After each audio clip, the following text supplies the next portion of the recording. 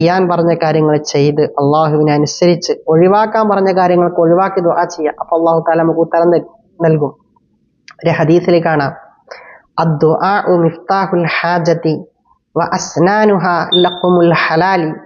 അദ്ദുആഉ, അള്ളാഹുവിന്റെ റസൂൽ പറയാം, അദ്ദുആഉ, ദുആ എന്ന് പറഞ്ഞാൽ മിഫ്താഹുൽ ഹാജതി, ആവശ്യങ്ങൾ തുറക്കാനുള്ള ഒരു ചാവിയാണ് ദുആ എന്നുള്ളത്.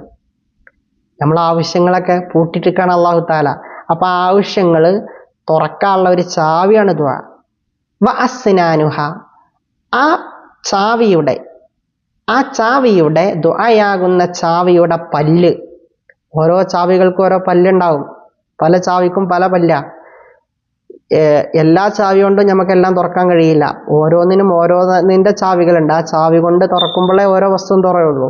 അതുപോലെ ഈ ദുആയാകുന്ന ചാവിയുടെ പല്ലുകളാണ് ലഖുമുൽ ഹലാലി, ഹലാലായ ഭക്ഷണം കഴിക്കുക എന്നുള്ളത്. ഹലാലായ ഭക്ഷണം കഴിക്കുക, നമ്മളും നമ്മളെ മക്കളൊക്കെ ഭക്ഷിക്കേണ്ടത് ഹലാലായ ഭക്ഷണമാണ്.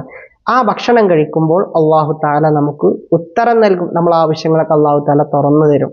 അപ്പൊ അള്ളാഹു താല അള്ളാഹുവിനെ മനസ്സിലാക്കി, അള്ളാഹുവിനെ ഇഷ്ടപ്പെട്ട്, അള്ളാഹുവിനെ അറിഞ്ഞ് ജീവിക്കുന്ന യഥാർത്ഥ മുഅ്മിനീങ്ങളിൽ അള്ളാഹു താല നമ്മളെയും നമ്മുടെ കുടുംബത്തെയും നമുക്ക് വേണ്ടപ്പെട്ടവരെയൊക്കെ അള്ളാഹു താല ഉൾപ്പെടുത്തട്ടെ. നല്ല മാർഗം സൃഷ്ടിക്കുന്ന, നല്ല മാർഗത്തിലേക്ക് എത്തിപ്പെടുന്നവരിൽ അള്ളാഹു താല ഉൾപ്പെടുത്തട്ടെ. അസ്സലാമു അലൈക്കും വറഹ്മത്തുള്ളാഹി തആല വബറകാതുഹു.